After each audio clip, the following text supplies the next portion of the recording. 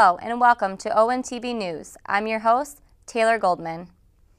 For the past several weeks, ONTV has been promoting our third annual Feed Our Fish food drive. Well, the drive has come and gone, and all here at ONTV would like to thank the residents and businesses of Orion and Oxford Township for coming out and force the help hungry in our community. The food drive was 4 months in the planning for one fantastic Saturday. ONTV hit the air live right at 10 a.m. on Saturday, February 9th, calling the community to action to support those in need. The week leading up to the food drive saw thousands of pounds of food dropped off at our studios. The hard work of Lake Orion High School and Good Shepherd Lutheran School students pushed our pre-show totals close to our goal of 6,000 pounds. As the week wore on, food poured in from our friends at MWO Wrestling and the staff at Orion Township. Local businesses worked hard as well as collecting food and donating items for our raffle. As the live show hit air, people poured in our doors at the Orion Center, dropping off their contributions. Our lobby was jammed with people dropping off food, being interviewed, and helping pack the nearly 7,000 pounds of donations. The live bands hit stage at 11 a.m. and entertained our visitors until 4 p.m. Our live show was a huge success as well. Staffed by ONTV volunteers and interns, the ONTV food drive was a bigger success than we could have ever imagined. So here are some numbers from the food drive.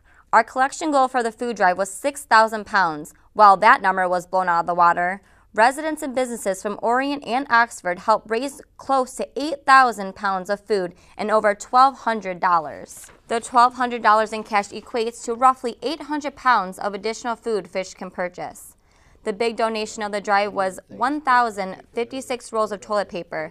This anonymous donation was important for the fact that residents on government assistance are not allowed to purchase personal hygiene or paper products. Only food is allowed to be purchased. We want to thank all of the ONTV volunteers, the bands and their fans, and the local businesses that helped make this food drive the biggest yet. It may not seem like it now, but the end of the winter is approaching quickly, and Lake Orion's DDA is gearing up for various spring and summer events. The DDA is holding its 13th annual flower fair on Friday, May 10th from 11 a.m. to 7 p.m. and on Saturday, May 11th from 9 a.m. to 4 p.m. The flower fair takes place in the streets of downtown and provides patrons with a chance to purchase flowers, garden-related products, and much more just before the start of summer. Exhibit areas for this year's fair will be divided between Flower Alley, Arts and Craft Boulevard, Home Improvement Way, Business Showcase, and Green Thumb Cafe. Currently, the DDA is looking for vendors, artists, and crafters interested in participating in this year's fair. Applications can be downloaded from the DDA website at www.downtownlakeorion.org. Vendors will be notified with their acceptance status within 30 days of applying. The application deadline is March 31st. Mornings are hard enough to wake up for, but when you put traffic in the mix, you just want your day to be over with before it can even begin. There is one solution that MDOT has been looking into for a few months now. The Michigan Department of Transportation will modify the traffic timing at the intersection of Scripps and M24, with students and staff attempting to turn east from M24 onto Scripps Road. Traffic just builds up from your morning commute. The plan is to extend the green light by 10 seconds or so to allow southbound vehicles to turn. Although there is no magical solution that will solve the traffic congestion on M24 with a major resurfacing project slated for 2015. MDOT plans to work with engineering consultants to look at the traffic movements to see what we can do to improve area safety. We're going to take a quick break, but when we return, we'll take a look at what's happening around Lake Orion School District. Stay tuned.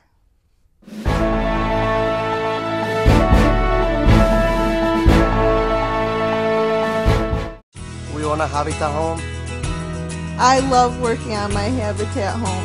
Soy dueño de una casa de Habitat. My neighbor is a Habitat homeowner. Being a Habitat homeowner has changed our lives. My mortgage payment for Habitat is less than what I paid for rent. Habitat for Humanity of Oakland County currently has homes available with mortgage payments lower than most rent payments. If you or someone you know needs decent and affordable housing, call 248-338-1843 or visit our website at habitatoakland.org. Prescription drug abuse is a national epidemic. The new in way to obtain drugs is through parents' or grandparents' medicine chests. Removing prescriptions from your cabinet is the best way to keep drugs out of the hands of our young people. We've got to work together to protect our teens, our seniors, and our environment. Clean out your medicine cabinet today. Please participate in Operation Medicine Cabinet and drop off your unwanted or expired prescriptions at one of our law enforcement drop-off sites in Oakland County. We can't ignore this situation anymore.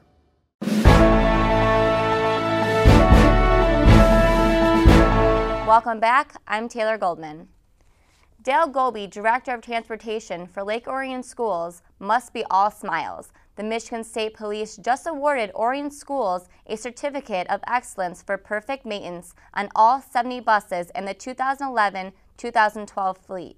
This marks the first time since the 2007-2008 school year Orion received a perfect rating.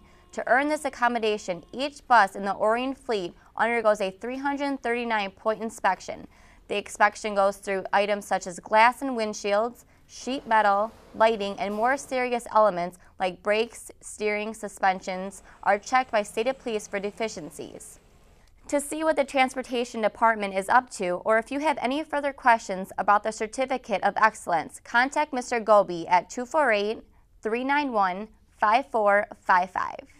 Lake Orion High School students were well represented at this year's Regional Scholastic Art and Writing Awards. The Scholastic Art and Writing Awards were started in 1923 by the Scholastic Company as a small writing contest. Today, the competition is run through the nonprofit group Alliance for Young Artists and Writers and receives more than 185,000 submission students ranging from 7th to 12th grade.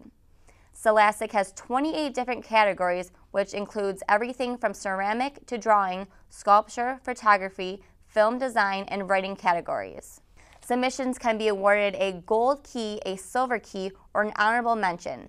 This year's LOH students received 4 gold keys portfolios, 9 individual gold keys, 19 individual silver keys, and 13 honorable mentions in the regional competition. The winning students will be attending the Regional Awards Ceremony at the Colleges for Creative Studies in Detroit on February 16th. The awards ceremony doubles at the opening night for the regional show, where their pieces will be featured until March 8th. All Gold Key winners are now entered at the national level, which will be judged in March. Among Lake Orion's Scholastic Award winner is ONTV's very own Alex Regala. Alex was awarded a silver key for her short horror film, Fear No Evil. Alex went through our field classes and is currently employed by ONTV as a part-time cablecaster. Late last year, Alex also won a Superior Award for Fear No Evil at the Michigan Thespian Festival. Congratulations to Alex and the rest of the Lake Orion High School Scholastic winners. We now turn our attention to local sports. Here's Ryan Fields with a special report on LOHS Signing Day.